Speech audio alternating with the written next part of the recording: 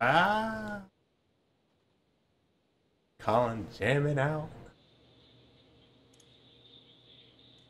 All right, we're good. People's Mafia calling I you had out. it echoing.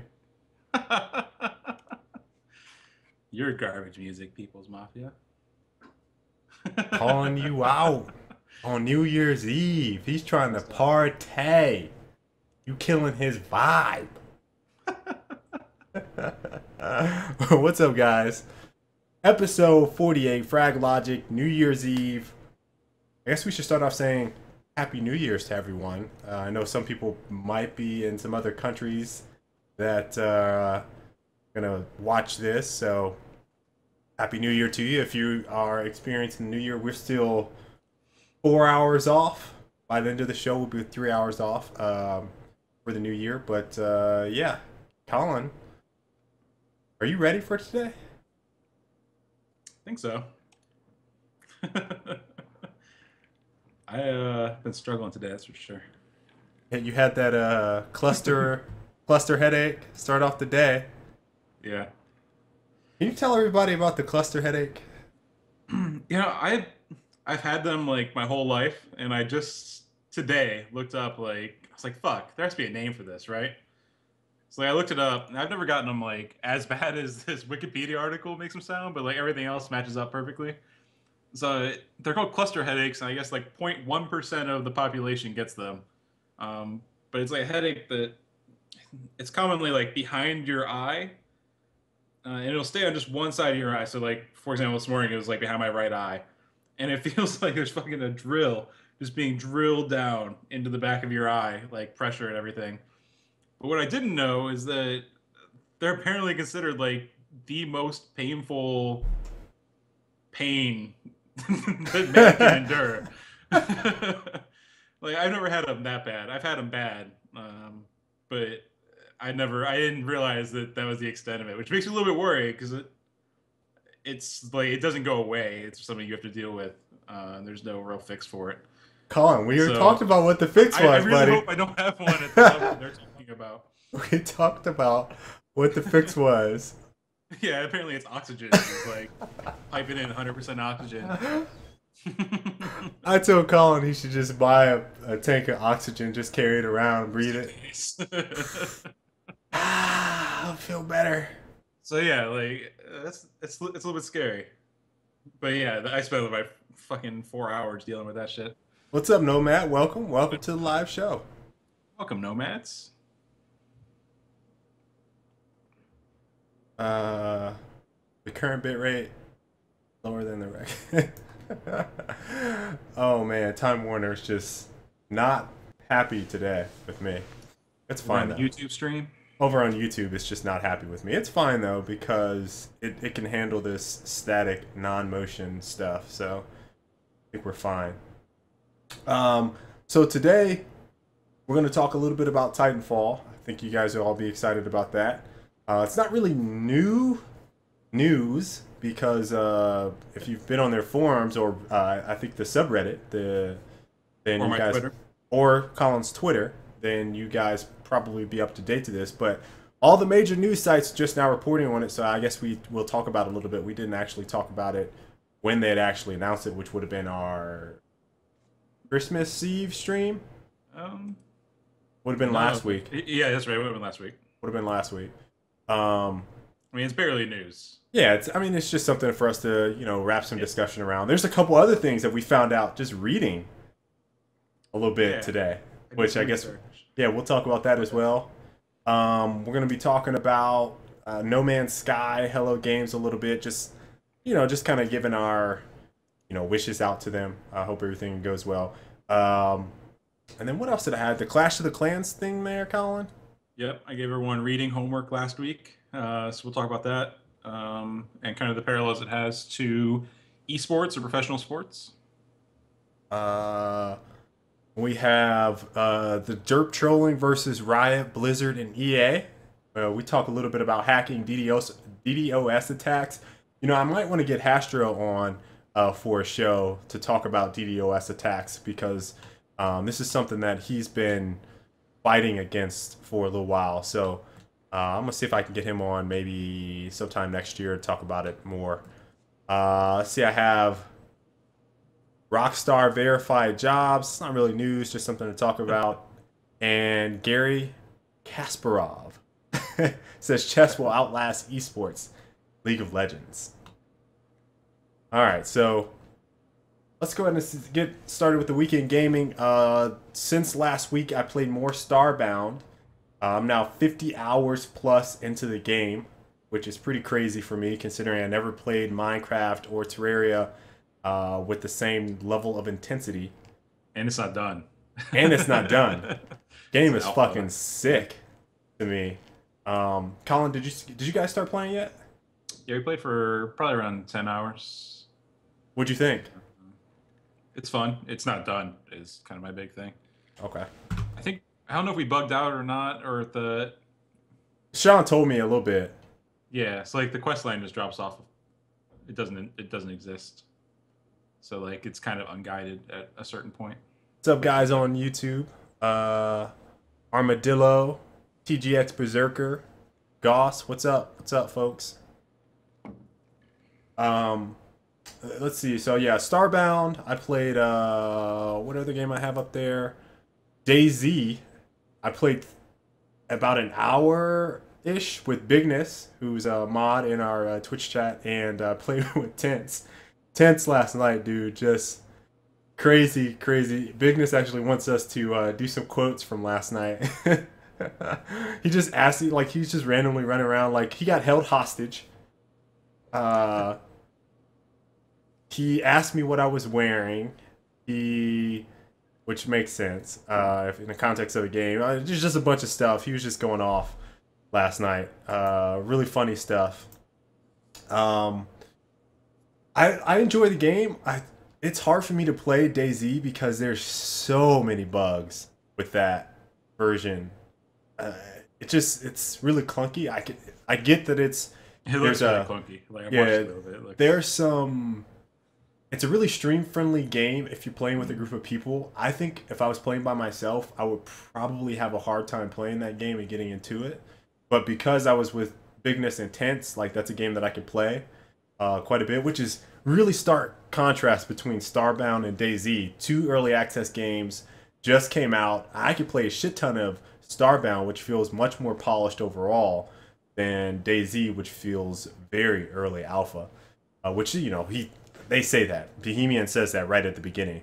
Right. But everyone is just going bonkers over DayZ. 5 million, Colin. 24 hours. Copies? No, $5 million. Oh, 24 hours. I was gonna Pretty say, crazy. it's a lot of money. Now, the other game I finally got to start playing over holiday break was Grand Theft Auto 5. I got it on my birthday, so this is back in October. And I didn't get to play it until last week. Was my first time playing any Grand Theft Auto. I'm 10% in on the game, so I'm still really early. The funny thing about this, Colin, is that Christy is playing with me. So we're like doing missions together. I'm talking about some of the funniest stuff I've ever seen. I wish I was streaming. So you guys should have... Her first time playing, she asked me if Grand Theft Auto, which I guess you could kind of confuse it with Gran Turismo, but she doesn't know what Gran Turismo is. Right. She asked me, she was like, so what is Grand Theft Auto? Is it a racing game? And I look at her and I was like, are you serious right now? You don't know what Grand Theft Auto is? She said, no, I don't know what it is. I said, are you serious? This is the 5th Grand Theft Auto. How do you not know what it is? Like, it's in the news. People talk about it at school. How do you not know what Grand Theft Auto is? She was like, well, I don't know. I don't know. I never really paid attention to it. So she starts playing, and she did none of the missions, by the way. So while she was playing on my account, my info, she got no progression whatsoever. Actually, I take that back. Her second day playing, she did 1 mission, and then she made me do half of it. But her first thing that she did was punch someone accidentally, and she was like, oops, I'm sorry. And then she kind of laughed and was like, wait, you can punch people? So I'm like, yeah. So she's running around like punching people, punching ladies in the back of their heads. And she's like, man, this is fun. Then she gets into a vehicle and starts running people over and stealing vehicles. She was like, oh my God, this is so fun. So she's like going on this adventure, and then she rolls up behind a tractor. The tractor's going like 5 miles an hour. She like veers or zooms past it, then turns around and she's like, wait, I want that tractor. So she rolls back up on the tractor. The tractor temporarily disappeared because she went away from it. She catches back up to the tractor. And I guess I should say because it disappeared because she got out of the car she was in accidentally trying to get into the tractor. So the tractor like got away from her. She's like running towards it and she couldn't catch it. So she stole another car, caught up to the tractor, beat the tractor dude down, who was like really aggressive. He was like an aggressive farmer, dude. He's like, yo, you're gonna steal my tractor. You can't do that. So she's like brawling out in the middle of the street with this tractor dude, gets it to the tractor, rolls around the tractor for about 15 minutes, and then loses it off the side of a hill before finally, this is like 2 hours later, giving me the controller. She's like, man, this game is fun. Gotta play this game some more. Next day, she does the same thing, but she completes 1 mission. And on all the shooting parts, this is what makes it great for me, she's like, I can't do that. This is too hard. So she hands me the controller for the shooting parts, makes me clear out all the shooting parts, and then right after that's over, she didn't let me finish like the rest of the mission. She snatches the controller out of my hand, snatches it, and then she continues on driving and like killing people. So that was the Grand Theft Auto experience for me so far. Has been sharing it with Christy and her first Grand Theft Auto ever, thinking that it's Gran Turismo or some type of racing game. So yeah, that was pretty much my weekend. Let me see, did I have any other games up there? Nope, that's it. DayZ, Starbound. I played a little bit of Loadout too. On the topic of GTA, they're actually doing a charity thing here in Austin. They're taking over the Alamo Draft House at Village, I think. And they're going to do...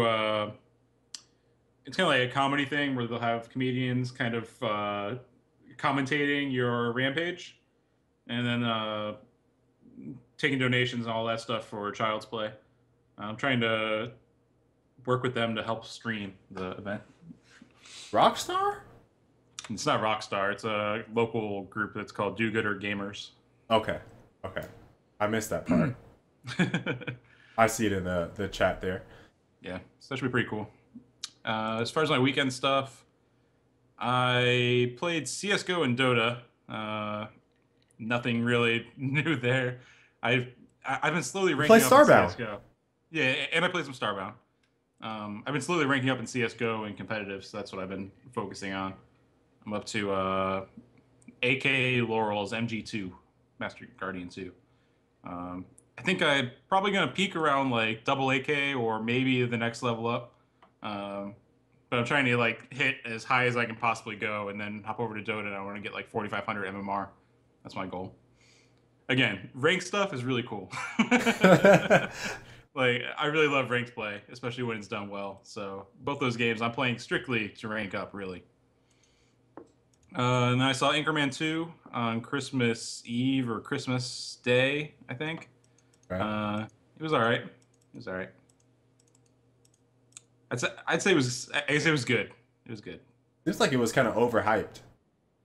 Yeah, I mean, no matter what it was going to be, because they spent so much money marketing it. Um, but I think the general consensus, everyone's like, it was all right. It's kind of like The Hobbit, like the first Hobbit movie. It was Right. like, yeah, it was good, but nothing special whatsoever. Right.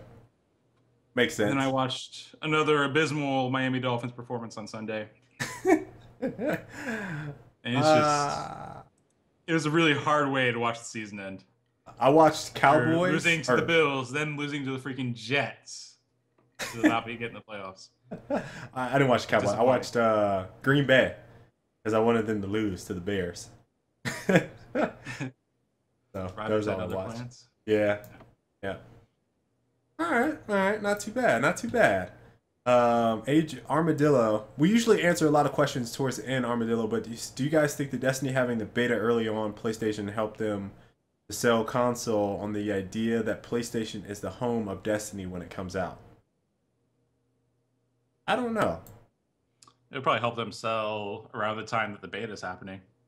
Because Yeah. people will be like, "Oh, my friends are playing, I can't play," so you get a PlayStation. That's similar like Crackdown, selling for those Halo betas. But obviously, it's a bit bigger barrier of entry to buy a console just for a beta. It's hard to say. Yeah. And what's up, Goss? I see you, Playboy. Let me change this chat. Yeah. Pop it. Yeah, I'd say it's accurate. Anchorman 2 is an unnecessary sequel. That's true. Um, Colin, we'll get into yours. This is, what do you want to call it? Clash of the Clans? Is that what it was? Yeah, it's a mobile game called Clash of the Clans. There was an article in the New York Times. Pro. There was a profile on. Let me update my topic. So it was a profile on one of the top players of Clash of Clans, who became something kind of like a celebrity in game because they have in-game leaderboards. Right. Clash of Clans. Yeah, we'll do that. So yeah, they had there's like a rankings leaderboard type thing in the game, which you get for being like the top nation inside of Clash of Clans. So they did a profile on him. This dude held the top ranking in the game from January to July, and then retired in July after realizing the game was kind of like slowly taking over his life was kind of the takeaway there. And he ended up getting a job in promotion/marketing for other very similar games, which is kind of hypocritical, I guess you could say. Is that the word? Yeah. It's like, yeah, this game is destroying me. Hey, you guys should buy this game, which is almost the exact same thing, and will slowly consume your life. But it was pretty interesting because the profile kind of talks about how he got to that point. So some of the highlights: he sank $3,000 roughly into the game before he got sponsored by another player who agreed to kind of pay for his in-game money needs, as well as they actually bought him 5 iPads so that he could run multiple accounts. And he would go to his day job, work for like 10 hours or whatever, and then go home. And like while he was home, it was strictly Clash of Clans. So he was running like 5 or 6 accounts. He needed to keep other accounts in his clan. Like as players like quit playing the game, he would take over their accounts and then keep them at the top, so that he would have someone to attack his village so that he get like the protection bonus. Right. Was the idea. So he kept 5 accounts in addition to his own at the top of the game. And he became kind of like a celebrity, similar to how pro gamers are, where really good at the game. Sometimes you'll do like he did a bunch of videos on YouTube with another channel, and they all got like 200,000 hits or something stupid like that, where it was just like showing one of his attacks and then him kind of talking through it. Right.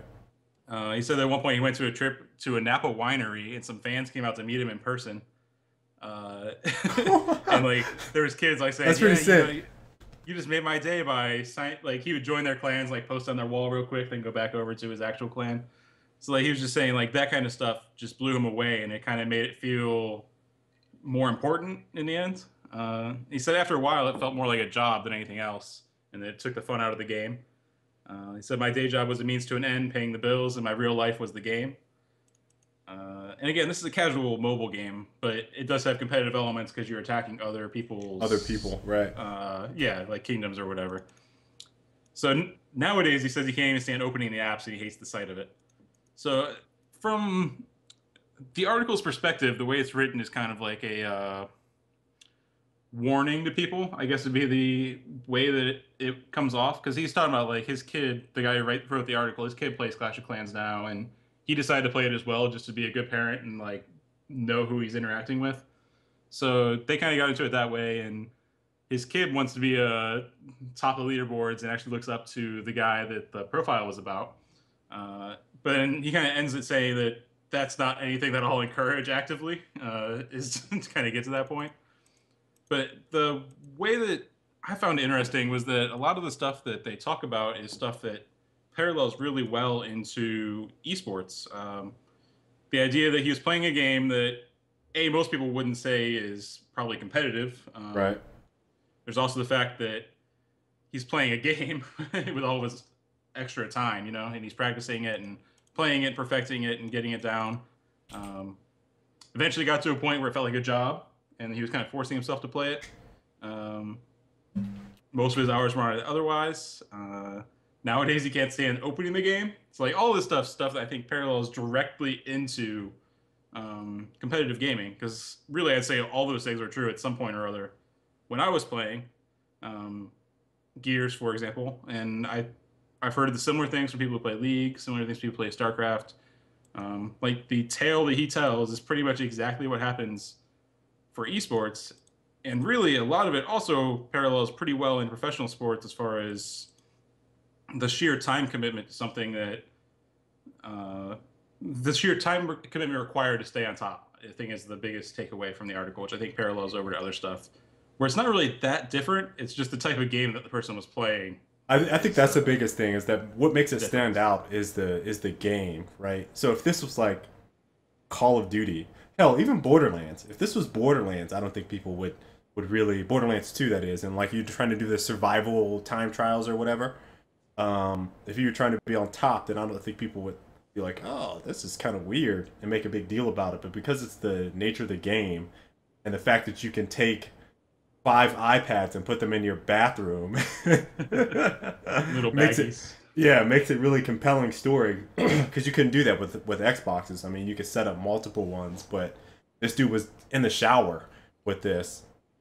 And I don't know, maybe on our level, and this is kind of like where this hits home for me, is like we couldn't play all the time, but I think there was like we were thinking about it 90% of our day. You know what I mean? Right. Like it's always with you. Like when you're competing, no matter what you're doing, where you're going, you are constantly thinking about, all right, what can I do to be on top?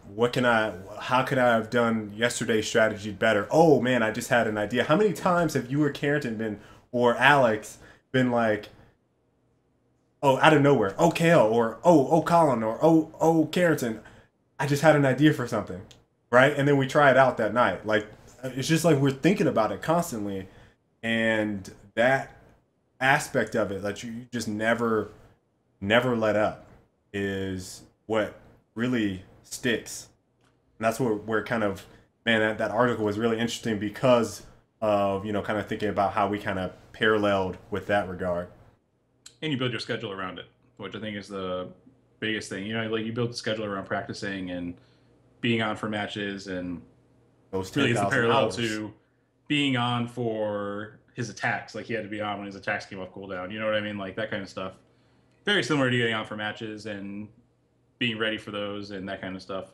So again, like it was interesting to me because a lot of the same stuff that they kind of lightly chastised in the article is also just kind of required if you want to be the best at anything. Right. You know, like it's all goes hand in hand, really, because the sheer time commitment required. So that was all I want to talk about. Again, it's a pretty interesting article. I recommend checking it out.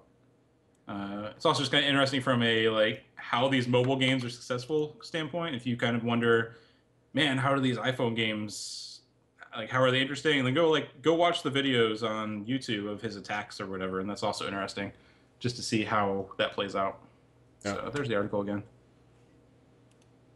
So let's go ahead and switch this over to we'll just get right into Titanfall Sniping. This is going to turn into some really speculative discussion. Entirely speculative, really.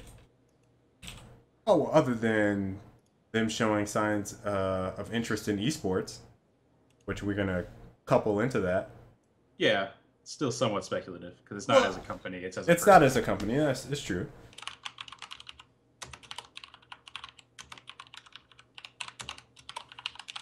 I'll throw out the trolley topic title.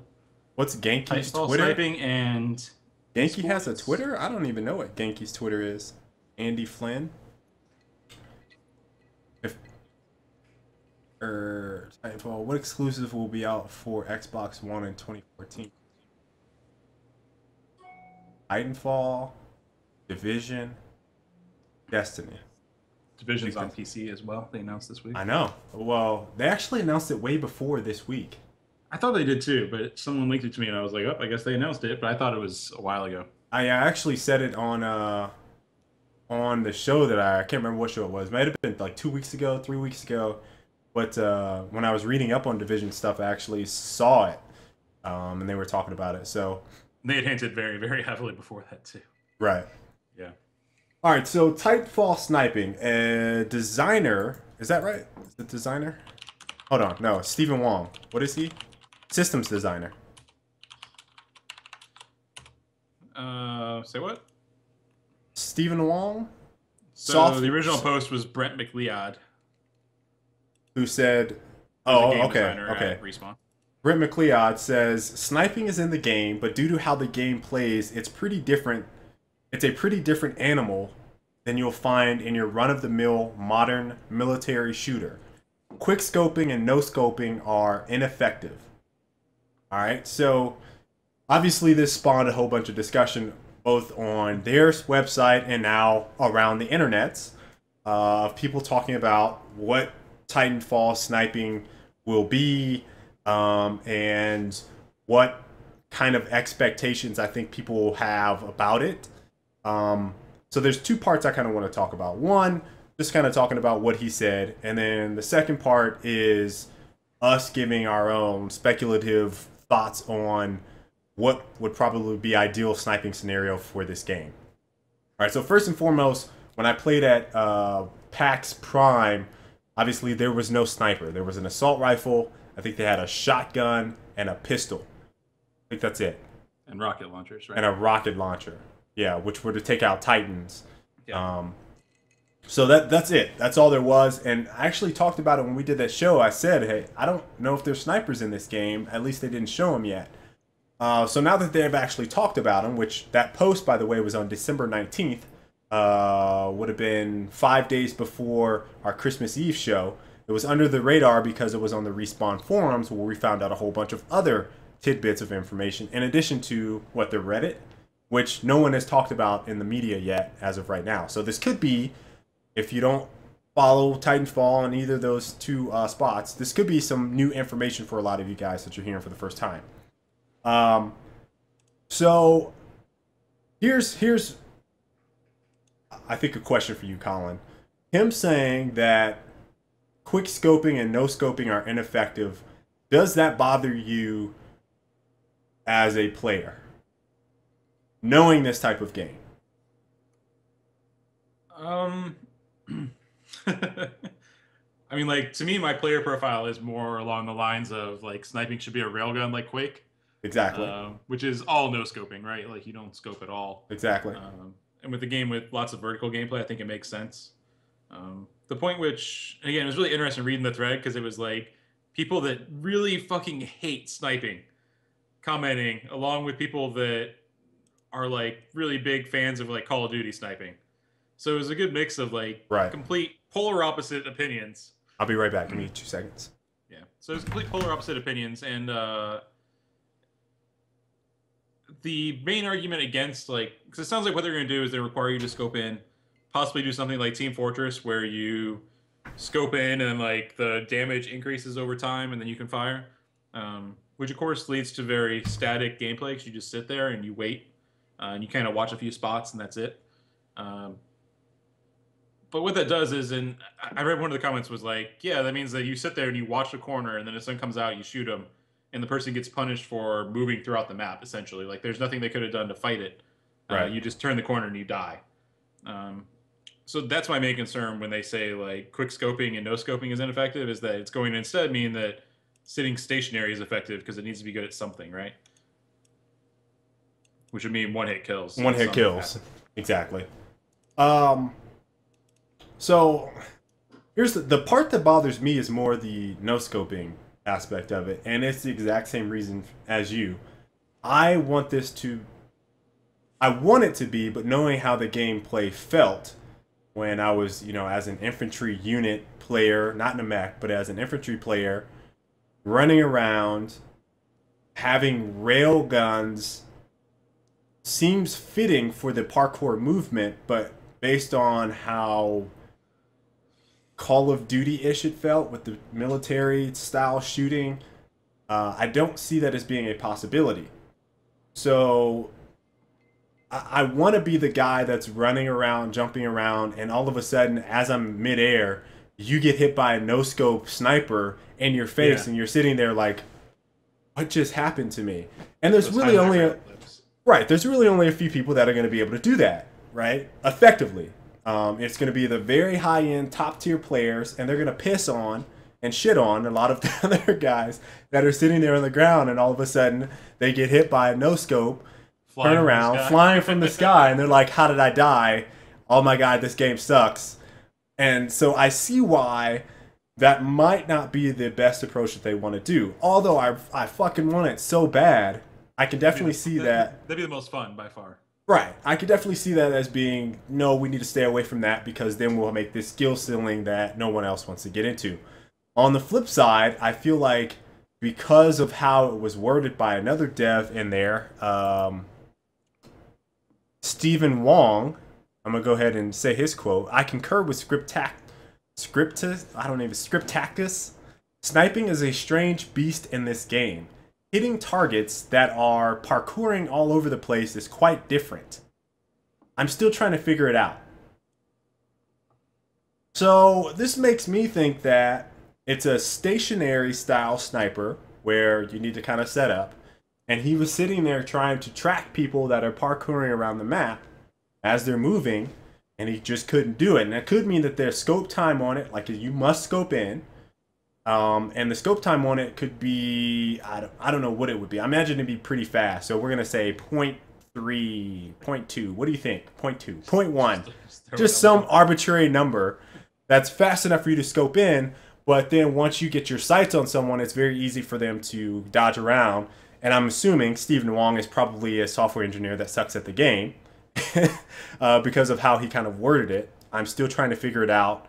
Parkouring all over the place is quite different. He didn't say difficult. He said quite different. And so I'm still trying to figure it out. Makes it seem like he's having trouble with it. So I think that it could be kind of difficult. On the flip side, he could be running around in the air. Colin, this is the high hope side. He could be trying to track people as he's in the air, parkouring around with them, and he's just missing. Yeah, you and I both worked in dev studios. Colin, I'm trying to be optimistic here. People, but I'm just saying that I've worked in a studio. You've worked in a studio. The odds of someone in that studio doing that are pretty damn low. Colin, high hopes. Pretty low. High hopes. We have 2 people in our studio that I know that could play at a competent level doing similar things. Stephen Wong could be one of those guys. He could be the one. In a studio, of 80. He could be that one, Colin. You gotta have faith, sir. I'm gonna say I doubt it, because you're playing against people that aren't very good. Like that's the truth of game development.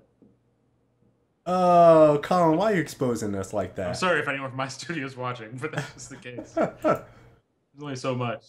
Why are you exposing us like that? There's only so much. All right, so that's talking about what happened here. All right, so I'm just go ahead, Colin. Yeah. So here's the interesting thing, though, is like this just got posted on the news sites yesterday, I think. Yeah. And all of them just basically like quoted the post on the forums. They're like, a developer by the name of Scripticus said this. Right. So none of them did any research beyond that. They didn't even try to look for who the guy's name was. And it was Brett McLeod. He's a game designer. And then the guy who responded was Stephen Wong. He's a software engineer, which you can find with just a little bit of Googling. So the interesting thing is I found Scripticus actually has a Reddit account, which also posts on Titanfall forums, as well as other forums. But what's interesting is that if you dig a little bit deeper, he actually posted in a thread called "Will Titanfall have eSports? If it does, do you think it'll be on Xbox or PC?" Yeah. The crazy thing is that I actually was in this thread as well talking about it, because it was kind of interesting, because the Reddit's mostly PC users, so like there's not much perspective as to competitive console gaming, so it's kind of interesting just reading the responses on that end. But aside from that, there was also a thread where Scripticus, Brett McLeod, was actually responding to a guy who said that essentially that the game wouldn't be that competitive because of Titans spawning too often. So he said maybe if Titans spawn less, then the game could be an esport, was the kind of prompt, which led to a kind of back and forth. He's posting again. This is like his personal Reddit account. It's not his company account. He was posting, kind of arguing for why Titans would spawn frequently. Right. It's so funny too. Like no one probably knows. Yeah, like until I you didn't pointed know. it Like, out. I probably Right. read this exact comment thread, and I was like, oh, okay. But like, it adds a little more weight to what he's saying. You can kind of read between the lines a bit. So the general conversation went, Titans maybe need to spawn less for the game to be competitive. And he said, well, why would they spawn less frequently? It's Titanfall. And the general argument was that the Titans won't be balanced, which we've already heard from a lot of people, right? Just the, hey, I don't think the Titans will be balanced in a game with infantry shooting. Like, I don't think that's going to be fair. Right. So they kind of went back and forth, and the guy said that if Titans spawn less, then they wouldn't end up overpowering pilots. And the argument that Scripticus made was that if Titans spawn less, then only one team would get them, and then it'd be a bigger issue than if both teams have them, they can kind of combat it out, you know? Right. But again, like, it's interesting to read more from a, like, hey, this is a developer in a thread about esports arguing why the game is balanced for esports. Yeah. So, again, you can read between the lines if you want. He's also, if you take through his Reddit posts, I feel bad because it's like, he made it really easy to find all this stuff. But if you go back through his Reddit posts a couple years ago and going up to as recently as like a year ago, he was posting in the StarCraft subreddit, following all the competitive StarCraft matches and that stuff. So obviously, again, it's at least one guy over there that's interested in esports. Yeah. Before the show, I was sitting there saying to Colin, like, if he's in the StarCraft stuff, I'm wondering how much of that he was looking at from a design standpoint for their multiplayer. And I put a parallel between, I guess, him taking an interest, this is kind of far-fetched, but him taking an interest as a software engineer. And 343, is that the designer? Yeah, that's Brent McLeod, who's a game designer. Oh, Brent was over there? No, wait. Which one was over there? Steven or Brent? Who was posting in the thread? Yeah. That's Brent. Okay. So, all right. Scripticus. Anyway, same point can be made. Even if Brent is over there as a designer, and who would be someone that would think about this implementation, or and the case that I was making, 343's parallel, which I can never remember the guy's name for the life of me, But they hired the guy that wrote the matchmaking for StarCraft for ranked. So Halo 5 is likely going to have some type of ELO matchmaking system. And Josh. Thank you. Okay. All right. So I don't know if it's E-Silence or not. the very fact that devs from Titanfall are interested in both, I'd say both StarCraft and the esports scene in general, speaks a little bit. There's a little bit of underlie there saying that there's definitely some interest, might not be studio wide, but there is some interest in esports in the studio. And I think they are definitely eyeballing the big one for shooters right now, and that's Call of Duty. So I would very much be interested. I mean, those guys made Call of Duty. They would love, Colin. How much would they love to oust Call of Duty from? Listen, guys. All right, if you don't know, like you are in the dark right now, if you do not know this already, but Respawn Entertainment is the original, the OG, the real Infinity Ward. That is the guys that made Call of Duty 4, the game that we all love, that you know, that I know, that is largely considered the best Call of Duty out there. Those are the same guys at Respawn. You cannot tell me that they do not want to fucking stick it to Activision, Bobby Kotick. I have no beefs with Activision. I'm just saying them. Stick it to Bobby, stick it to Activision, and stick it to Call of Duty as a franchise to put them under and be number one. And what better way to say we're on fucking top than to take the esports scene by storm, as well as the casual scene. That would be fucking amazing. They're over there probably chomping at they're just salivating, just all coming down their face. I can see it right now. That would be lovely. That said, this is one dev. Colin, it's one dev. One dev. But it is a designer, which helps. Exactly. And he is kind of arguing for the merits of the game competitively, saying that Titans work out because of this, this, and this. So it's interesting. I can't really say much more than that, but it is interesting. And if you, I'm sure there's more you can dig out. I searched for like 15 minutes and found all that. We have not talked about Derp Left Hand. What's up, Dim Noms and Envied and all the guys over on YouTube? We see the chat. I see you guys. What's up? So here is, I guess the elephant in the room for Titanfall, talking about the mechs and it being balanced, since he's obviously defending it. And I said that I thought it was a little over the top when I was playing. Thinking about how default, right, we've been all pushing for competitive settings. Do you think that the competitive community would come into Titanfall with a predetermined, this is how competitive Titanfall needs to play, and they would not even give the Titans a chance in competitive play? Oh, we're banning that shit. Get it out of here. Do you think that would be the general approach? Or do you think people would try to play with it at first? I don't even know. Like, people are stupid. Get it out of here. Fucking sucks. I just got killed by a Titan. It's so cheap. Yeah, I mean, I can tell you what they should do. But as far as like what the competitive community will do, it's largely going to depend on whatever league runs the game first, right? Like that's generally how it works out, is wherever the settings come out for GB or something. That'll set the bar. But as far as people whining about getting killed by Titans, I can guarantee you there'll be a thread. Even if Titans, like, statistically have a shitty KD, then I think that the people still complain. And listen, guys, I don't know. There's a couple. I think there's a couple questions for competitive, right? The size is obviously a factor. Traditional console competitive is 4v4. I don't know what they were going to do to make that work. I don't know where I heard. Did you guys play? You played 6v6 at E3, right? We played. Yeah, we did play 6v6. So I think they may be trying to set. That's going to be the target. I think that I was going to say, yeah, I think that may be the default of what they go to is 6v6, which could work, but then at some point you're kind of saying to the console community, we're not for you, or kind of giving them a harder time because that's a tough pill for them to swallow anyway, because no one wants to play 6v6. They all want to play 4v4, and the team structure then becomes much more difficult. So that leaves PC as default. It seems like if popcorn AI is in there, then adding more players, you know what I mean? Like if that can't be turned off, then adding more players is probably going to be preferable to the competitive crowd. Possibly. I don't know.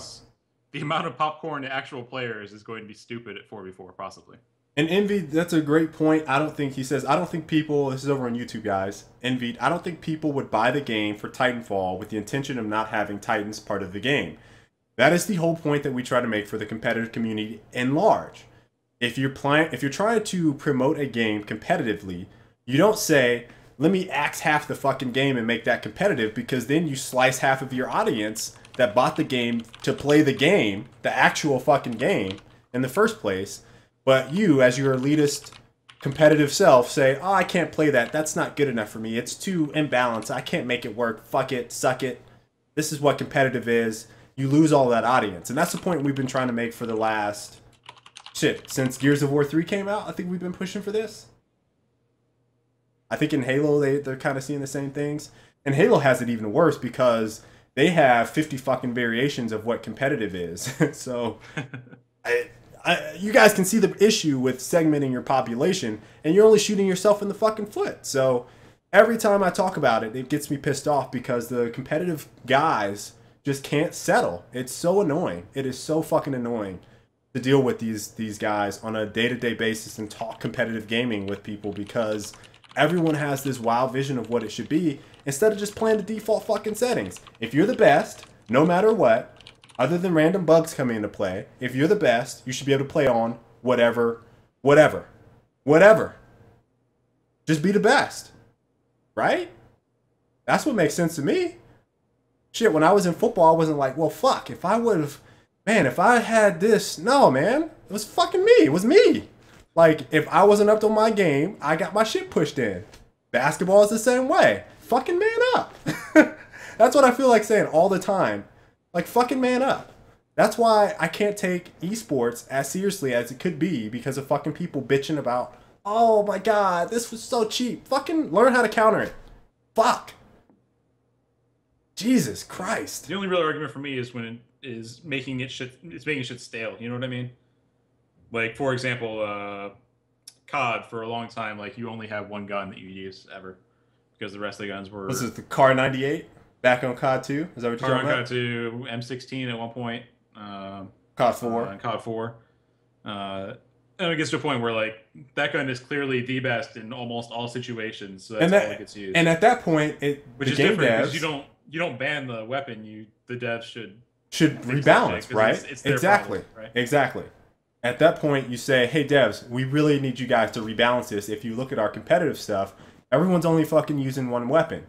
Make some tuning changes so we can get some more variety. So annoying. Get on my tangent about fucking esports. Ah! I'd love sweating now. 6v6, by the way. Just to know. Yeah, that's because we have the team that could fit 5v5 or 6v6. I just think it'd be fun. Yeah. It would be fun. It'd be different. I don't know if a lot of other teams would agree with us, because not a lot of other console teams are in the same position as us. Therefore, they might be pushing for 4v4, but I don't know. Who knows? It's hard to get pickups for that. We still have no idea if there'll be system link, if there'll be spectator, if there'll be anything besides, like, custom game settings. Like, does Titanfall have spectator mode? No, I don't know, actually. I'm not gonna say. Haven't said anything. Ninja Productions. Are you drunk? Is he drunk? Ninja, no. Suck a dick. No, I'm not drunk. I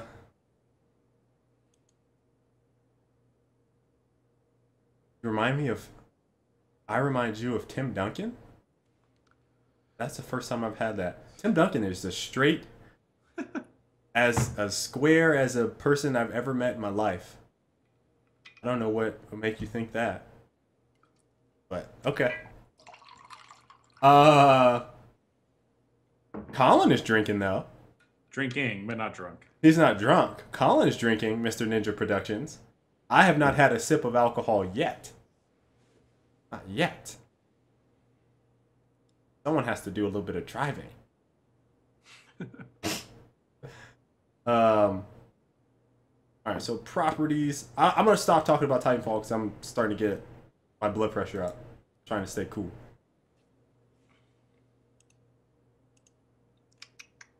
Oh, look at Ayane. I don't have a problem with the Spurs. I just think Tim Duncan is a square. He plays basic basketball, which wins games. Not flashy at all. More power to him. DerpTrolling. That's where we're at now. Versus, I want to say League of Legends, but it was versus a lot of people.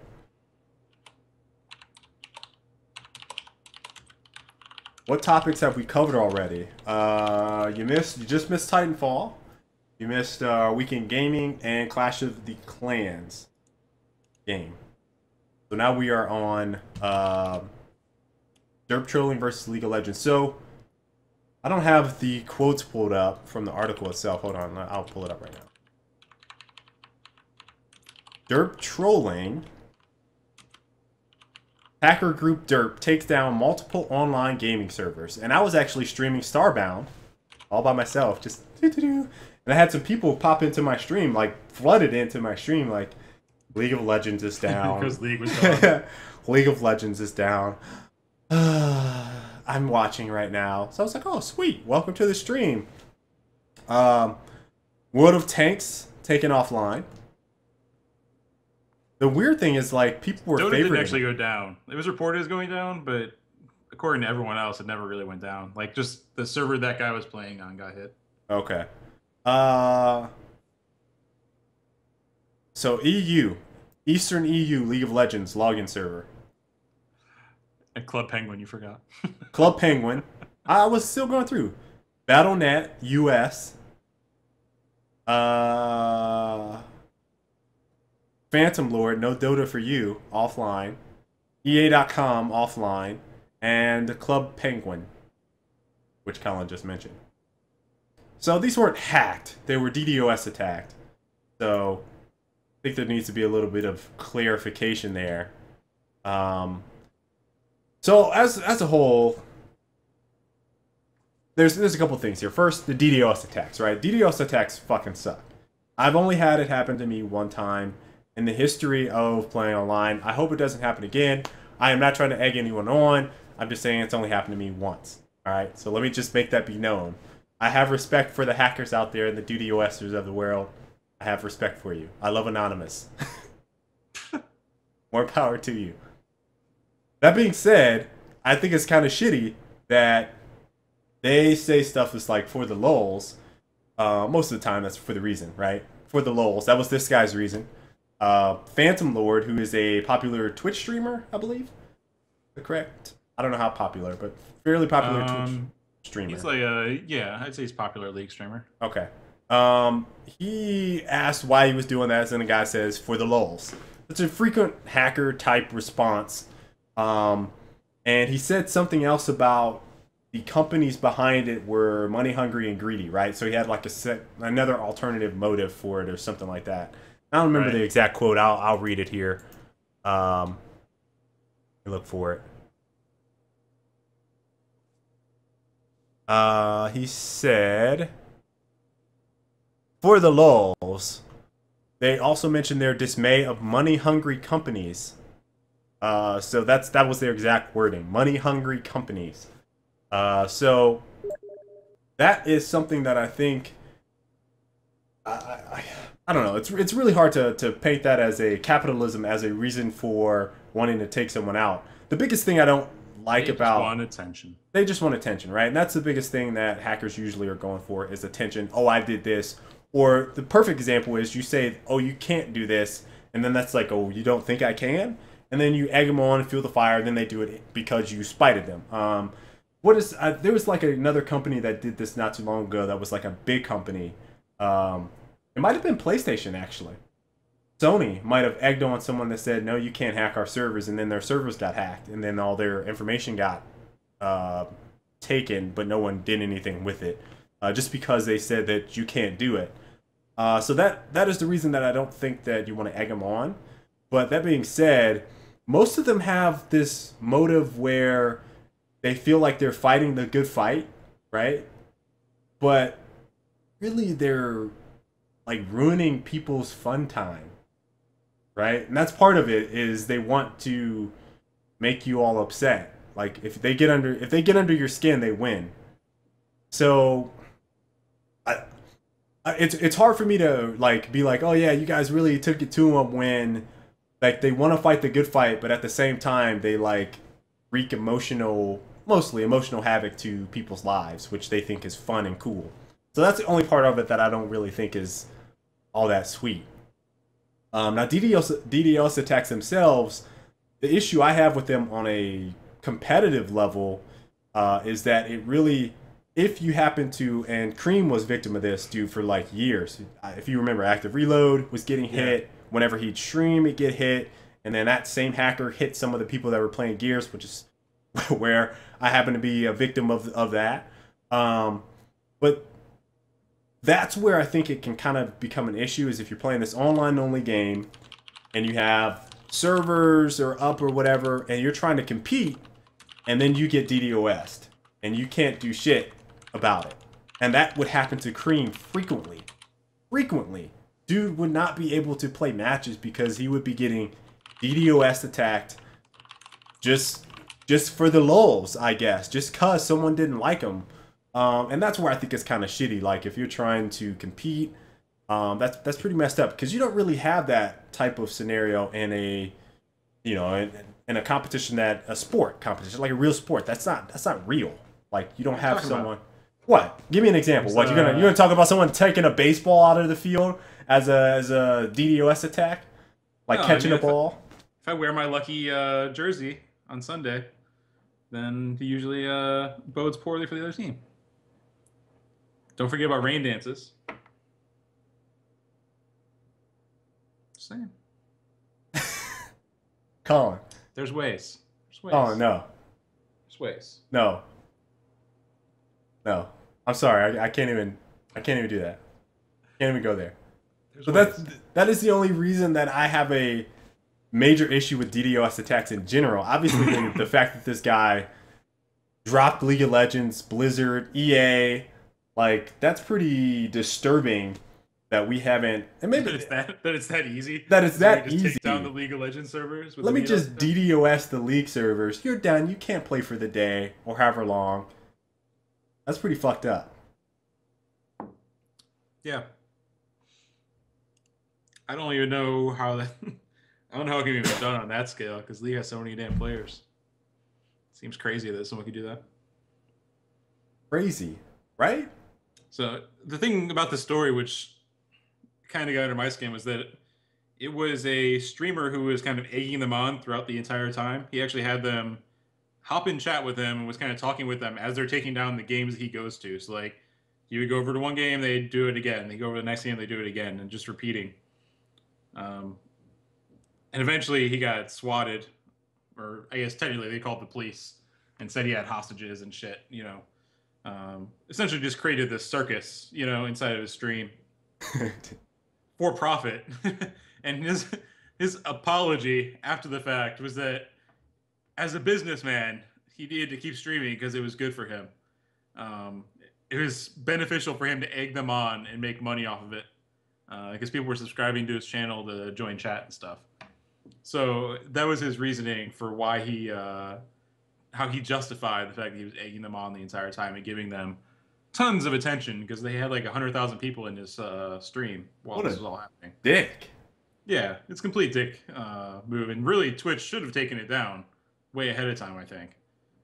But yeah, that to me was the most disgusting thing. Is that, again, we've talked about how DDoS affects streamers especially, and for a streamer to kind of encourage it is really fucking backwards. Embiid asked, what do you guys think should be the punishment if they could catch those hackers? I would say, I don't know about jail time, but here's what I'm going to say.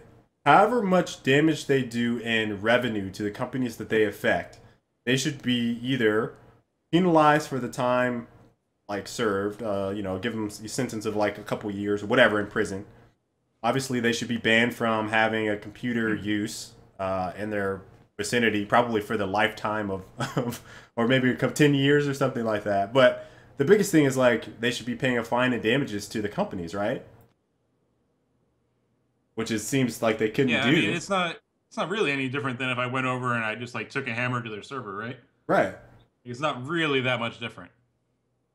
So you got to think if And I League would is definitely down, put criminal charges in that case. yeah, if League is down for a couple hours, they're losing tons and tons and tons of money. So Use that RIA math.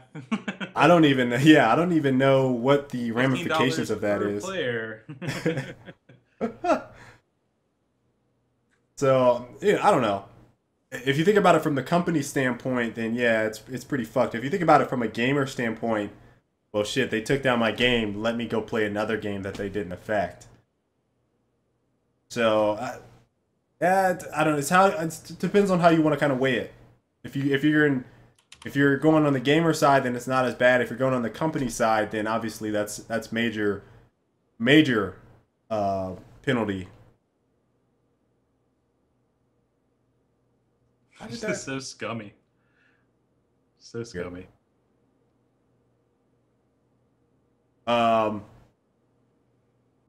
So yeah, I kind of want to know what do you guys think should be the penalty? That was Envy's question over on YouTube. He asked, what do we think should be the penalty for hackers? I'd like to see that in the chat. What do you guys think should be the penalty? Death? People wouldn't be hacking anymore if it was like that. Those times. Oh, you hacked me? You die. That's I agree. pretty It messed should up. be a criminal trial that assesses the damages, as well as I don't know which misdemeanor makes sense. I'm sure there's some tech thing.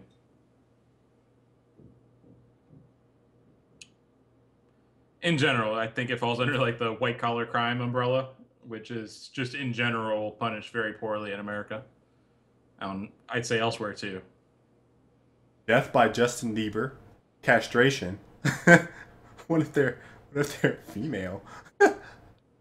You can't just blatantly castrate everyone. Ayane. Ayane loves Biebs. Just take away their access to the internet forever. That's the worst. That's worse than death. Man, think about how screwed you would be in like 10 years if you couldn't use the internet for life. It's already bad now, but think about 10 years from now, Colin. Like you might not be able to pay for something. To be automated in your phone. Man. Yep. They'd be able to track you and shit. Not that far off. Well, technically already there.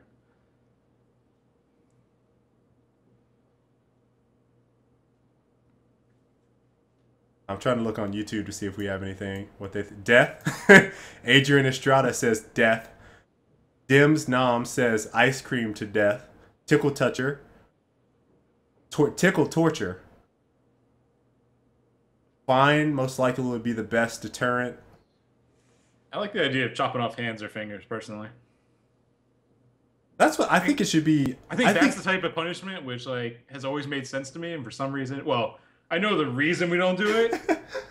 I understand the reasoning behind it, but really, it kind of makes sense. When you get caught stealing, lose that hand. Like, that seems like a great way to get the message across to me. Just saying. If we have proof beyond a reasonable doubt, it just makes sense to me. Listen, basically, you need to be recording me stealing in order to chop off my hand. I will not have it other way. If we have you on video, it cannot be a he said, she said type of ordeal. And I definitely don't want jury at all. But like, have you on video. You need video evidence. Clearly not Photoshop, not tampered with at the slightest. And then you can chop off my hands if I steal something. Just in general, like, if you fuck with someone in some way that's deemed, like, against the law, that person should be able to challenge you to a duel. Like, that should still be a thing. I just think that's just the right way to do things, and I think that we might have strayed too far over the past 800 years. Envy says, make them play Judgment until the next Gears of War. See, that's not even reasonable. You got to go Gears 2. Then you're actually talking about something. TU1. Gears 2 TU1. And that's that maybe.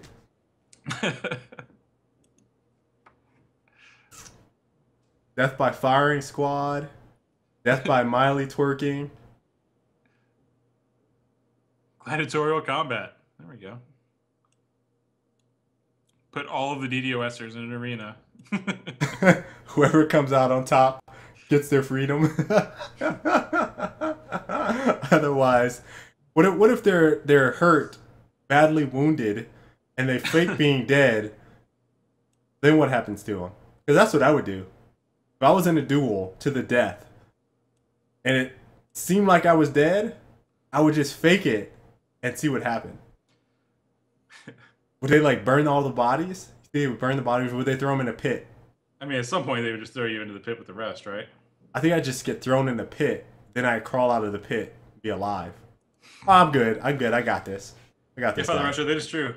Aaron Burr and Alexander Hamilton had a duel in 1800. And Andrew Jackson, President Andrew Jackson, was said to have survived like 40 duels or something like that. Including a duel where he allowed the other guy to shoot first, and the dude hit him, and he was still fine. He had a bullet lodged in him for like 15 years before they could remove it. What? Yeah, so it wasn't that long ago. And just you had to piss people off that many times. Fucking bully. Oh, just saying. I think I like the idea of duels in general. I'm not opposed to that. I'm not opposed to dueling. Bonus points when you make it in a video game. Then I'll just dish out Judgment. All right, so let me go on to the last couple topics. What are we at? Hold on, let me look. We are got some really small stuff remaining. Yeah. We got Hello Games. Let's go into let's just call this wrap up. And then we'll get into QA. But Gary Kasparov. New Year's wrap up. New Year's Eve wrap up. So we got a few stories. Gary Kasparov, who's a chess grandmaster, said that chess will outlast eSports / League of Legends. Here's the article, which has a few other of his. He did it all over Twitter. But he said chess and Go are far less popular here than eSports, the multiplayer computer game competitions Koreans love and dominate for now. Tough for chess to overtake League of Legends, the most popular game here, but he's in Russia, I assume. But I don't think that they'll play that in 100 years. Chess, yes. And then he kind of went, he got a bunch of people just like bashing him.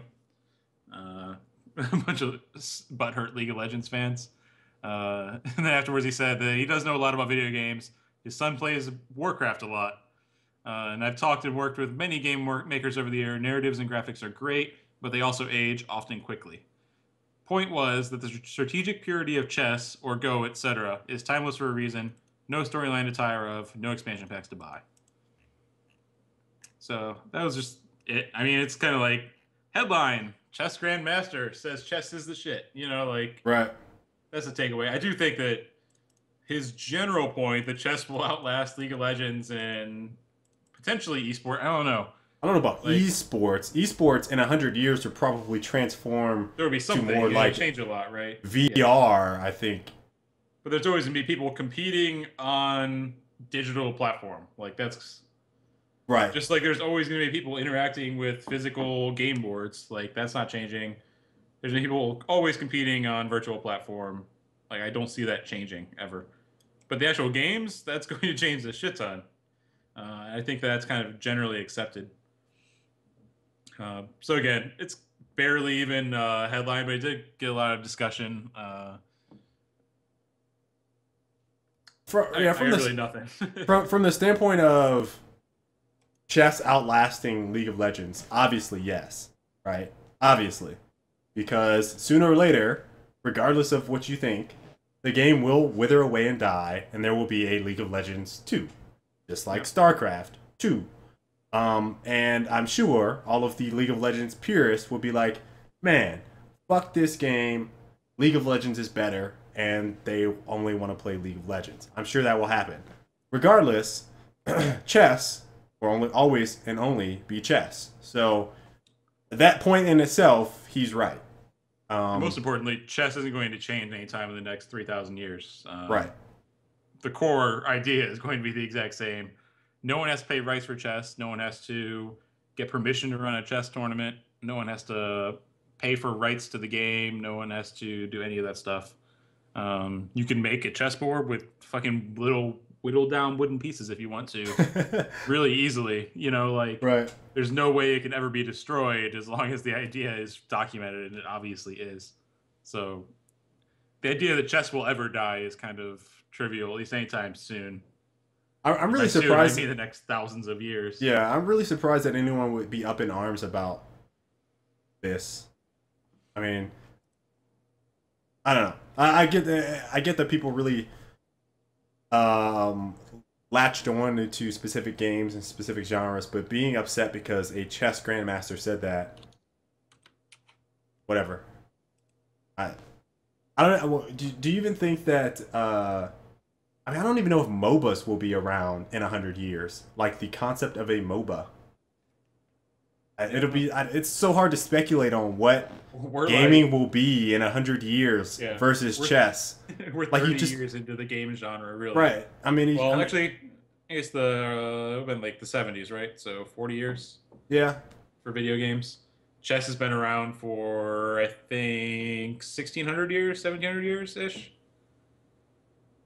So, not even a comparison. Yeah. I thought it was interesting though to kind of talk about, have some discussion on that. Board games versus specifically, I think checkers and chess probably. It's interesting that would even be on his mind. Right. Why was he even talking about that? I have no idea. He's probably looking at a stream with his salty face, like, man, how the fuck do these kids have 150,000 viewers and we have 1,000? It actually wouldn't surprise me because there is a Twitch channel for with his salt face streams some of the tournaments. So maybe he was on that and was like, "Oh man, there's 1,500 people watching. That's great." Then he like clicked on the Twitch homepage. It's like 200,000 people watching League of Legends. What is this? It's not better than chess. Right. So I mean, I don't know. That's a really weird thing for chess grandmaster to be talking about. But his point, I am in total agreement based off of that. Now, whether or not it'll ever be more popular in video games, I don't ever think his point about it being overtaking. Yeah. We're gonna get there soon. No, the fuck you won't, dude. No. They always throw out like how many players play chess, but like the actual popularity of it is a whole different thing. I don't want to watch it. I can only watch speed chess, and I have a hard time watching that. What about chess boxing? No. What? Chess boxing's the shit. Have you seen chess boxing? I've seen it once. Maybe once or twice. Okay. All right. Entertaining than speed chess. So it's really a combination of speed chess and boxing. Hello Games, No Man's Sky developers might be receiving aid from Microsoft. Phil Spencer commented, I don't know where, saying that they would look into aid. Swooping in for that PR. Yes, swooping in. Looking to aid Hello Games because their studio flooded out over holiday, and lots of their belongings, studio stuff was destroyed in the flood. A riverbank broke near the studio and washed up everything. They haven't really said what the status is on the development of the game. If you guys remember, No Man's Sky was the one game from the VGX Awards that had me more hyped than anything else that was shown there, because the awards sucked. But The thing I think that people are kind of what their heart goes out to Hello Games is that they kind of talked about the insurance company is not going to help with their claim because they built their studio in a flood zone, basically. So they ran the risk of having a flood. A flood happened, and now they're not going to get covered for insurance and damages and whatnot. So the fact that Microsoft is looking to aid, perhaps, maybe raises some eyebrows. Obviously, Phil totally did that for PR. Is there any question that that was not a PR move? No. I mean, it wouldn't surprise me if they already contacted them after VGX, like, hey, we want to bring the game over to the console. Right. And now they're just like, hey, guys, just letting you know, we're trying to help them out. So, if you guys don't know, do they have any donation up or anything? Have you seen anything on it? I wish they did. If we find it before the show ends, Colin, could you throw a link in there for donations? I don't think I have it. I'll look, though.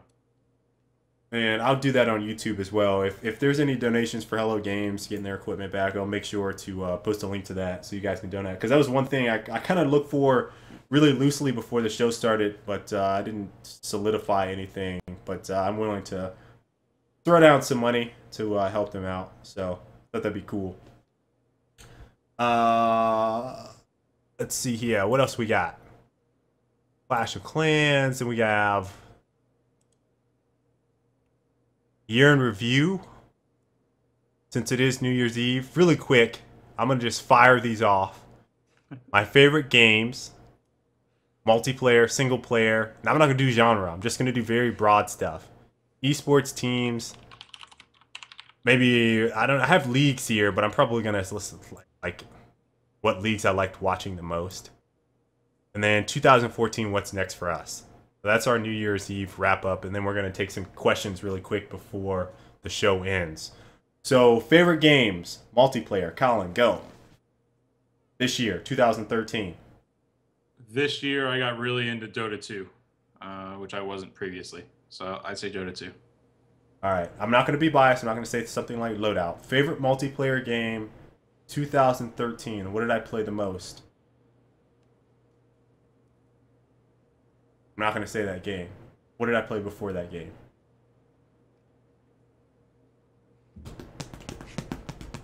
I'm drawing a blank right now. What did I play over the summer? What did I play over the summer? It's been kind of a shitty year for multiplayer games in general. Oh, what did I play over the summer?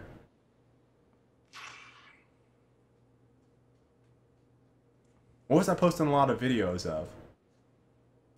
When I stopped Gears, I was posting Battlefield 3 a little bit. Posted... It wasn't Gears Judgment. Fighting games. I was into fighting games. I forgot. Yeah, okay. So this year I got into fighting games. And Injustice came out. I wouldn't say that was... I probably like Killer Instinct more than Injustice. I hate to default on Battlefield 4 for my multiplayer game of the year. I'm going to go Killer Instinct as mine. You did Warframe, you did Marvel. Marvel Heroes. I was playing the shit out of that. That's my... No, that's not my game. I logged like 120 hours in Marvel Heroes. Everyone else was just shitting on it. I can't go with Loadout because that's biased, guys. I can't do that. So I'd say I'm gonna give it a toss up because I was playing a lot of stuff. It's probably either between Injustice or Killer Instinct. Next question: best single player game. Alan, did you play a single player game? Yeah. Are you? Okay, go ahead. Probably have to give it to BioShock by default. I'm gonna go with Last of Us. Played that. Fucking good. Legend of Grimrock was pretty good too, but it wasn't like standout. Played Mark of the Ninja. I don't think that came out this year though. Mark of the Ninja? Probably the best game I played, but I don't think it came out this year. I remember you talking about that. It's a lot of fun. Esports. Your favorite team this year? Navi in Dota. So I'm not gonna go with a team. I'm gonna go with a player. I'm gonna go with who did I watch? Who did I like watching the most this year? Probably fighters. I liked watching Justin Wong the most this year from fighting game community. I'm gonna try to give you guys a team. Colin, you have a single player you watched this year? I'm gonna try to give you guys a team. I'm gonna go with Complexity. I'm gonna go with Complexity as my team this year. I've watched all team games this year. Not in Counter Strike though. I've watched almost all team games. You don't watch? You watch StarCraft, dude? A little bit, not a lot. Not a lot. And if I gave it to a player, it'd be like Dendi on Navi. Or if I wanted to go for someone that wasn't on Navi, maybe Ice Ice Ice or Arteezy. If we did shooters, and like if we really broke it down, like if I wanted to really break this down, I don't want it to be like a big, oh, you wrapping up the year and like we have all these categories. But I could definitely do like fighters. I could do shooter.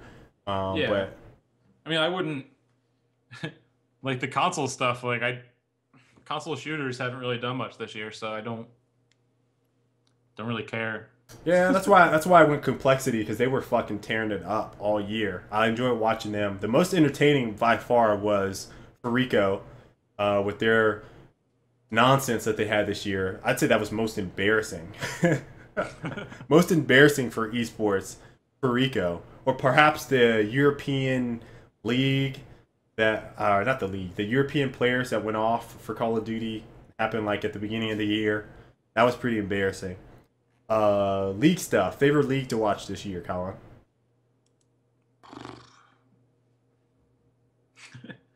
the international.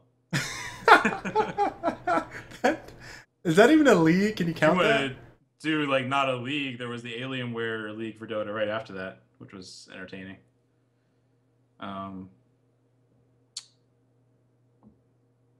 You know what? If I want to throw it to something kind of weird and off the wall, Zip 'em up. I'll throw it to the Binding of Isaac Racing League. Zip 'em up. The what? Binding of Isaac Racing League. Oh, that's the one that you were telling me about. Yeah. Yep.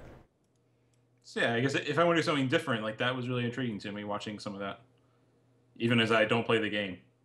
So. I'm gonna default with you on the international as my number one. That was fucking amazing. International was just so good. Like the international was so those were some of the good. best matches ever too. Oh man, that was so good. I haven't been wrapped up in something like that in a while.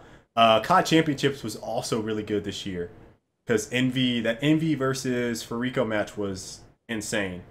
It was insane, man. It was really good.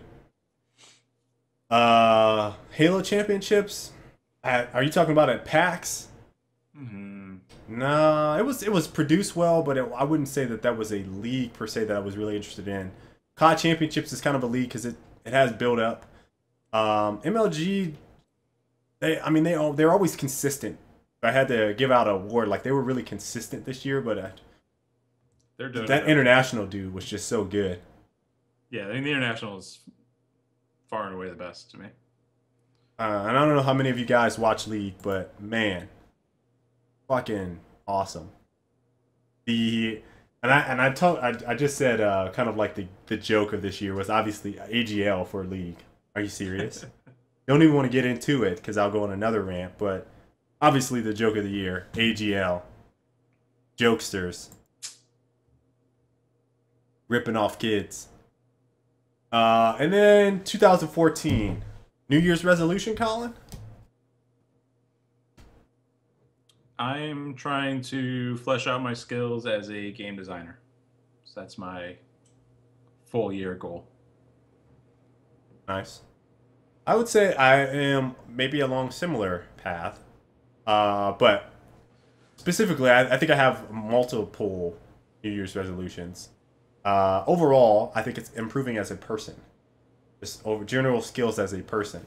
But so there's a couple things I plan on doing this year, more than I did in 2013. In 2013, what I wanted to do, and I think Colin, you and I pulled it off very nicely. I came to you at the beginning of last year around this time and said, dude, I want to do a live show.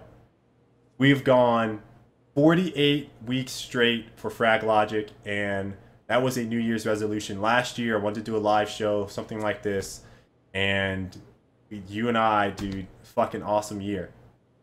So thank you. Yeah, thank you for making it sweet, and all of you guys watching, thank you very much for tuning in every week. It's been really awesome. But next year I plan on live streaming a whole lot more, so that's a big goal of mine. Really kick it up a notch with the live streams.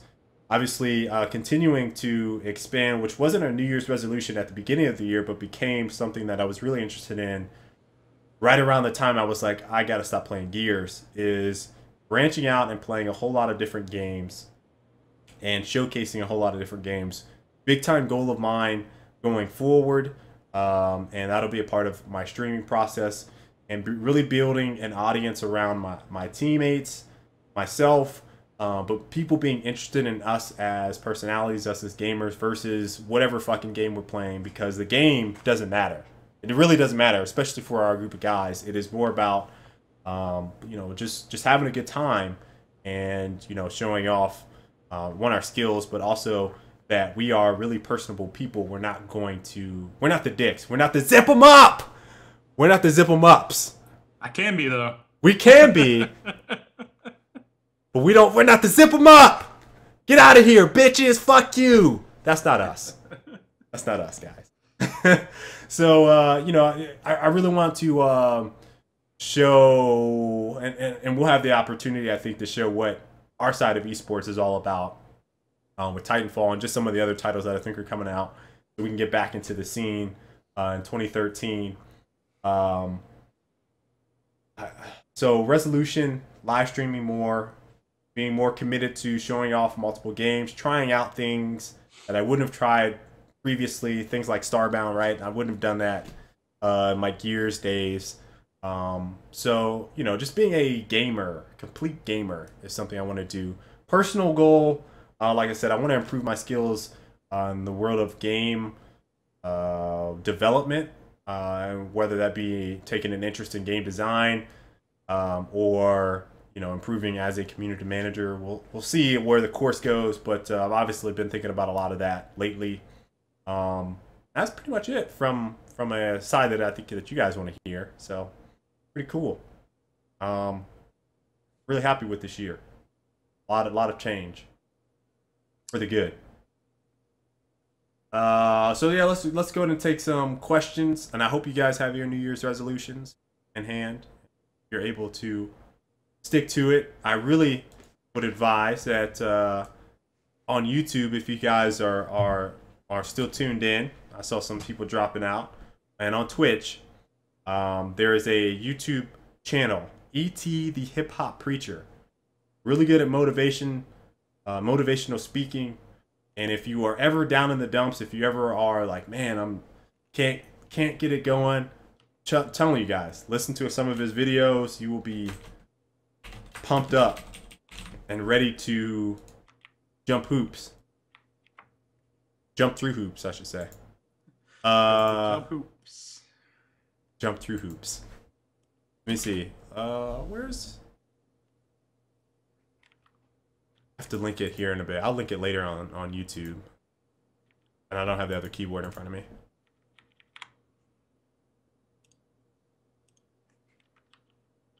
there really no fireworks things on my effects list?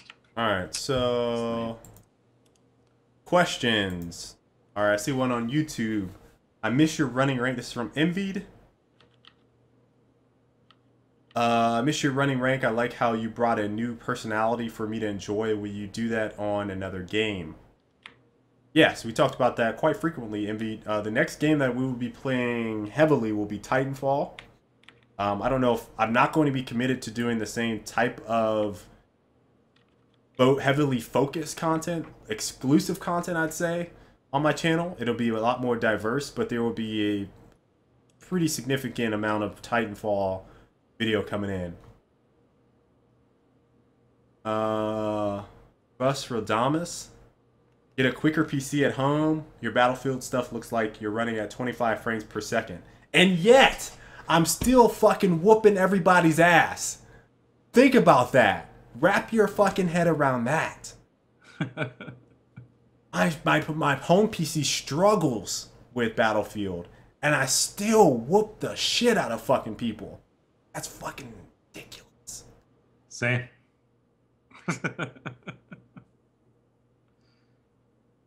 Do you think Titanfall will have an infantry only mode? That's from Elite 02 or 082. Colin, what do you think? Probably not. I'm leaning towards the same. Unlikely. It's a very core part of the gameplay. They might have the option to do so, but I don't know. Zip them up! The quote for this year was, "We talking about EA." Quinn Del Hoyo from 343 Industries. Oh, Nightbot. Nightbot? Why'd you time him out? Oh, he typed in caps. Oh, it's a I warning. told you about that. It's a warning. Oh, it's just a warning? It says he's been timed out, though. It said a warning on mine. Nightbot's a little aggressive. I'm gonna have to ease back on the Nightbot.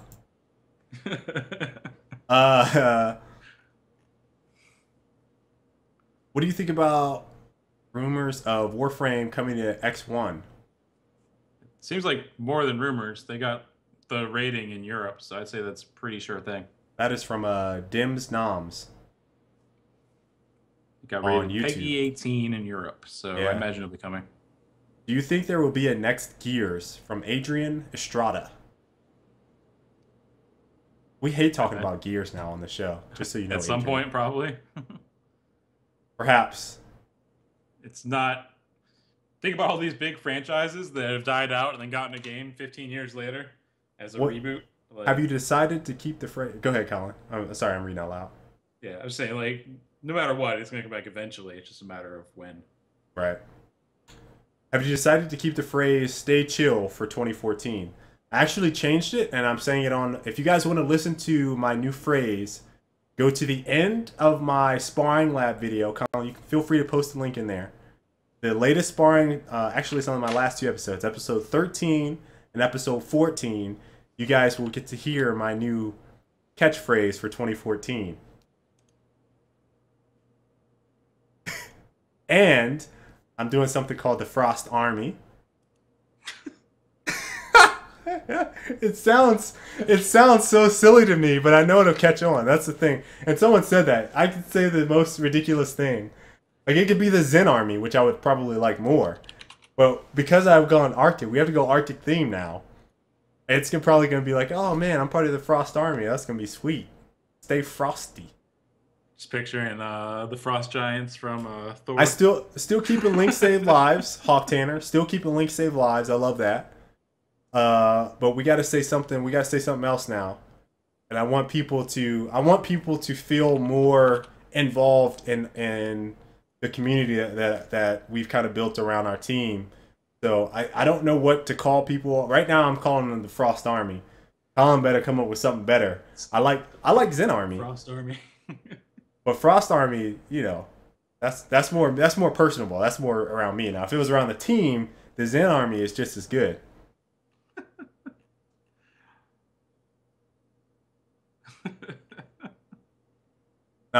Super Diabo. I say that right? What do you think of the privacy policy, terms and conditions of Google services? That's a tough question.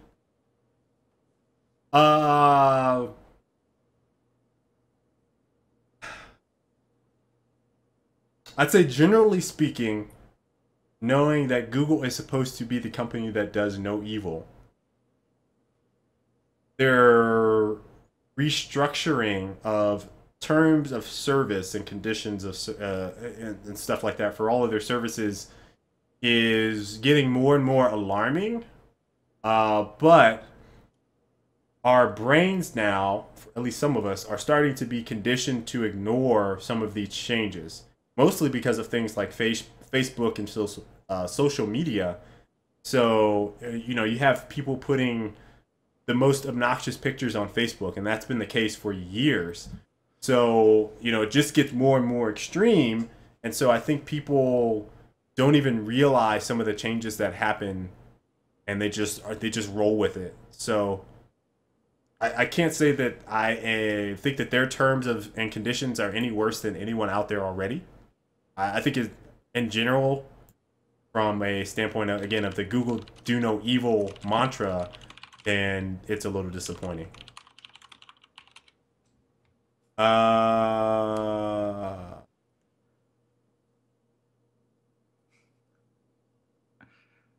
Raiku wants to know, do you think Titanfall will flop because it's being made by former COD devs? No. Do I think it will flop? Is that a serious question? Do you have cap after that? No, it's a serious. There's no kappas at all. It's serious. Oh. Frosty has a pretty bad meaning where I'm from. What does Frosty mean, People's Mafia? And where is you from? There's a couple of different terms for Frosty that I know of. I've always heard it as like, be cool, stay frosty. Stay Frosty is used by Luke Thomas on MMA chat as his sign-off. MMA live chat. That's fine by me.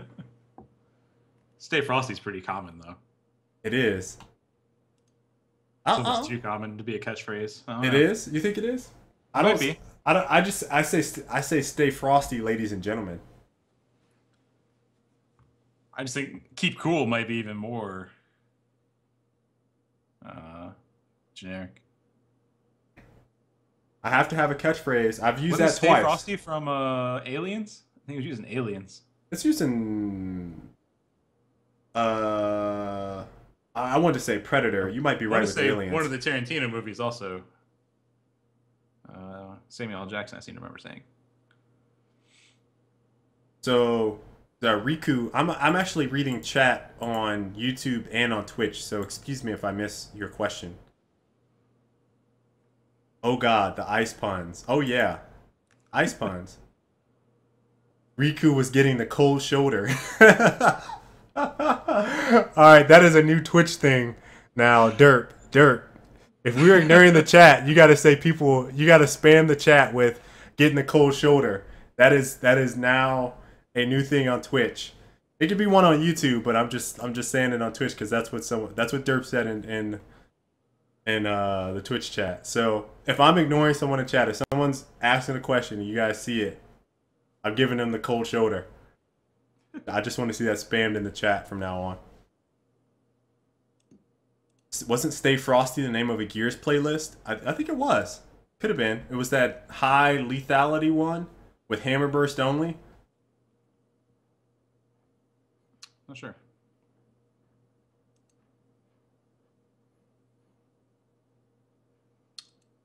Yeah, there's no thematic sign-offs I can do for Skyllus. It's nothing.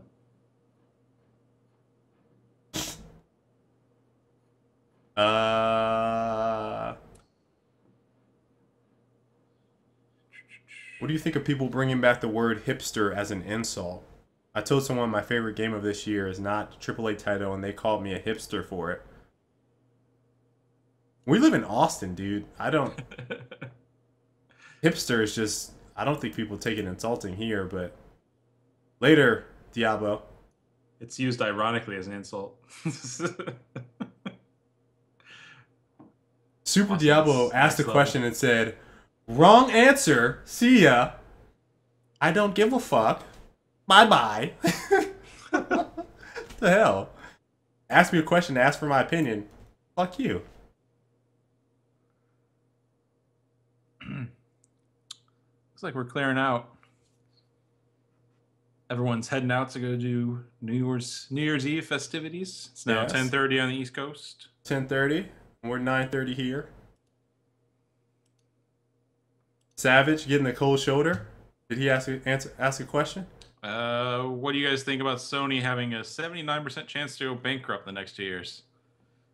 I hadn't seen that article, so I can't really comment.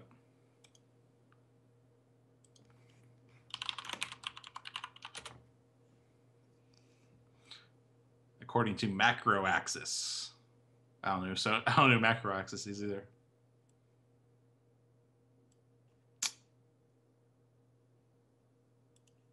Oh, Colin, dims, noms.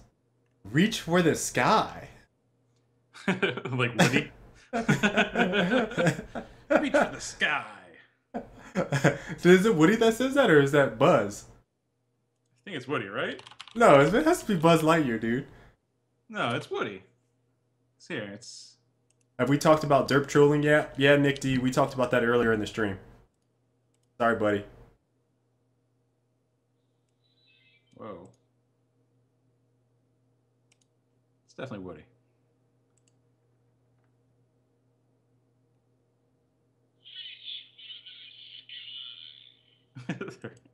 Yeah, I just played it. Is it Woody? Reach for the sky. Colin. There you go. You have to say it just like that, too. Reach for the sky. Sky's the limit. Sky's the limit.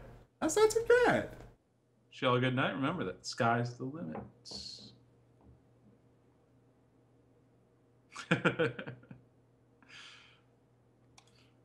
All right. I think that's it, guys. No more questions.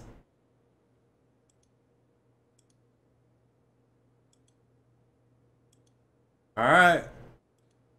All right, gonna close it out. I just want to wish all you guys a happy new year. Again, as Kale said, the show's been pretty great all year as far as getting something regular going. And it's nice to have a consistent group of people who will tune in both for the show here on Twitch as well as on YouTube. So thank you all for watching. Already making steps to make it a higher quality broadcast this year and have a few plans already for next year. So looking forward to it. So hope all you guys have a nice new year and enjoy the festivities tonight. Yes. I want you guys all to be safe. Don't have any regrets tonight, but be safe. Enjoy yourselves. If you're not old enough, get some sparkling champagne. Sit down and watch the ball drop in your city. I feel your pain. But I know some of you guys probably already celebrated the new year. If you're on YouTube, Happy New Year to you. Watching the rebroadcast. We love you guys. This has been an excellent, excellent year for us. Watching the show grow, watching people gain interest in it, and having people hyped to watch Frag Logic has been awesome. I just hope you guys have a good night, and we're looking forward to 2014. It'll be fun.